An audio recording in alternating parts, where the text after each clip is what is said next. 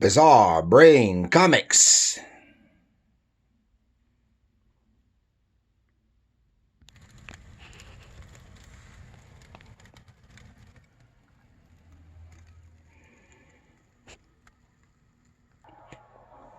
Oh.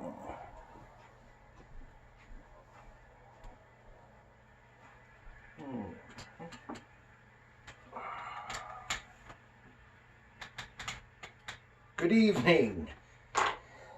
Gary here for Bizarre Brain Comics. And tonight, we want to talk about some little books. I do mean little. They're smaller than your average comic book, at least in dimensions. But they're thicker and have much more content in it than normal.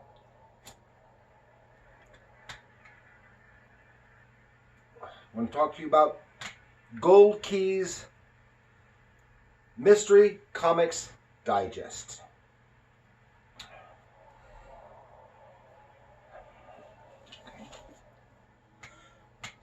A staple from the 70s, which I enjoyed.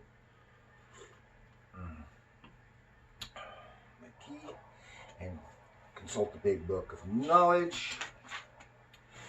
It says Mystery Comics Digest from Gold Key Comics.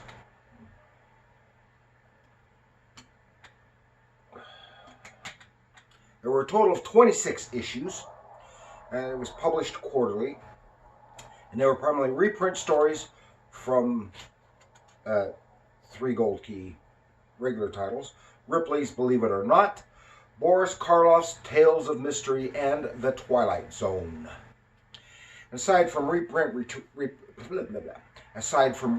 material, it also featured new material specifically for this digest. Don Glut's Dr. Spectre and many of his other characters made their first appearance in the pages of these books. And it was published from 1972 to 1975.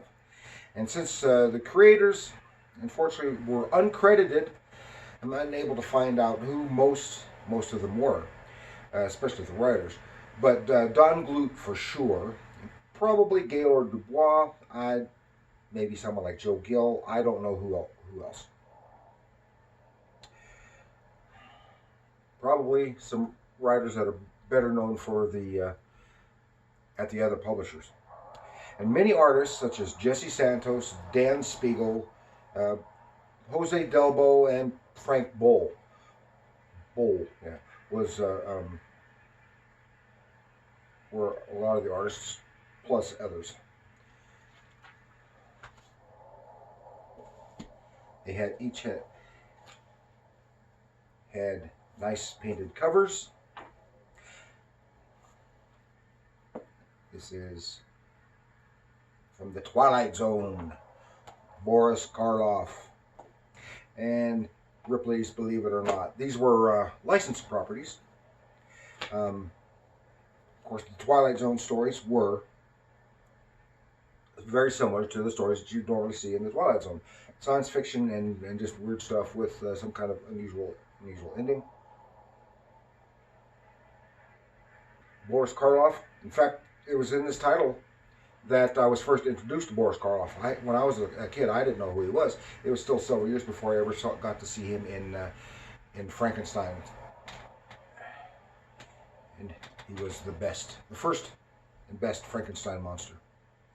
And then, of course, Ripley's Believe It or Not, based on the newspaper strip and books thereof,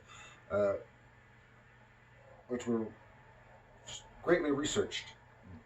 And this had followed through with a lot of those stories, except whereas in the strip for Ripley's Believe It or Not, it was usually just one or two drawn images and a short paragraph of explanation of the thing. And these herein were full stories, but they are usually based on some legendary or story or urban myth, something like that. But we're not totally original stories. The Boris Karloff Tales of Mystery were completely original stories, unless they happen to have adapted some other stories. And they were a little more on the lines of other horror magazines, but without all the gore and stuff. It was usually just something mysterious and weird. So, let's take a look at within the pages of Gold Keys Mystery Digest Comics.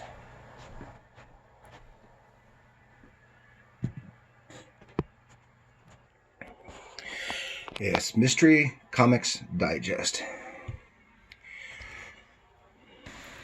Here's the Twighlight Zone, Ripley's Believe It or Not, and Boris Karloff Tales of Mystery.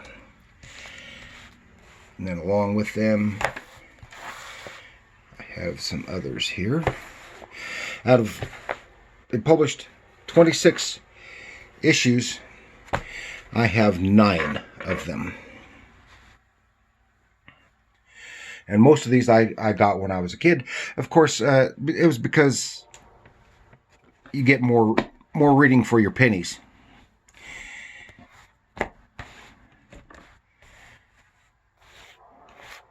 And I had all these lovely, although weird,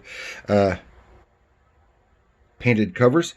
I don't know for sure if these painted covers were specifically for these issues or if they had been recycled from other publications. But I don't think they were recycled, though, because I don't remember ever seeing these covers elsewhere. But that doesn't mean anything. Now, I'm not going to, like I usually do, just cover a single story. It's because there's so many. And being small like this, I got slight damage on this one. It's harder to... Oh, just so happened to mention, here's this particular story here, drawn by Jesse Santos, written by Don Glut, which appeared in... Which was a... See, this is why it's difficult to do these. They're so small, makes them more difficult to control, and you don't get to see the artwork nearly as well. Here's the first page of that. A tree grows in Transylvania. Midnight Mysteries is what this is called, but it was used in and basically one of the first occult files of Dr. Spectre. And Midnight Mysteries, as far as I know, was not a title. And in each of these, the primary material was reprint material from, they even had some text stories, from reprint material from the cover title, but was not exclusively so. The Green Monkey, it doesn't specify anything here, there. I'll use this one because I know it does. The Twighlight Zone is a story. Science fiction was introduced by Rod Serling. And I kind of like this artist. I don't know who he was. He drew the first 2 or 3 issues of Gold Key's Star Trek comics, before the Italian fellow, whose name I could never remember or pronounce, took it over. And it ended in something strange and unusual happening. A twist, just like it usually does on the Twighlight Zone. But then the very next story is Grimm's Ghost Stories, which was another title, which they did not have in its own title in Mystery Comics Digest. And these were just ghostly stories, hence the title, Grimm's Ghost Stories, and was hosted by this unnamed, to my knowledge, she never had a name. It was just like an old witch type thing. And this is a nice one. I think this story was drawn by Paul Norris, who later did a good deal of Gold Key's Tarzan comics. I'm not positive, but I believe it was. Had a whole host of creators. Like I said, Dan Spiegel. I think this is Dan Spiegel. There's Rod Serling at the close again. And voices from the Twighlight Zone. And this, I'm surprised, was not in the Ghost Stories or in something else, because this is recounting an apocryphal story of Abraham Lincoln. A macabre tale, just doesn't specify. This is Dan Spiegel art here, very nicely drawn. And like I said, I wish I had more. These were, if you can find these digest comics, especially in good condition, they cost a lot more. Even though these are a little bit rough from handling and a lot of reading and rereading. Some of them I did get secondhand, but most of them I bought when I was a kid. I always kind of like this cover painting here. Boris Karloff, Tales of Mystery, and it was just a spooky story here, and it's introduced by Boris Karloff. As he told stories, it says, Royce Baines. Yeah, I'm not going to talk about that. Again, nice general artwork. Nice, clean, very slick, but Gold Key was never known for artists who, and it's probably what they wanted. Very, very slick, very clean artwork, nice storytelling in the artwork, and I think some good writing for the constraints that they had, but not overly dynamic and dramatic in their presentation. Almost never broke the panels. Never. Except for the hosts, never broke the third wall. I think this is one of the first ones I ever got. Just Twilight Zone. Just something weird. Here's that Italian artist who later worked on Star Trek. And there's his version of Rod Serling. Now I've forgotten what I was about to say. Oh yeah, Gold Key was originally Dell Comics from the 40s and 50s and early 60s, and then they changed their name to Gold Key. But Gold Key and Dell before it never had the comics code on their comics. They're the only major publisher who didn't, and they got away with that because when the comics code was first introduced, they had some power, and they said all our stories will already conform to the strictest rules of the comics code, and probably even beyond it. So we're not gonna mess with you comics code people. And they had no problem, just because of their name power at the time, and just refused to go along with that.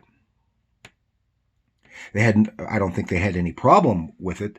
They just thought because of who they were, they didn't need to, especially since they produced a whole lot of Disney licensed stuff, and Disney was the last word in wholesome at the time. Still probably is, except for some of the, well, I won't get into that. So this was just a little shorter video, but I've been wanting for a long time to talk about these. I wish I had all 26.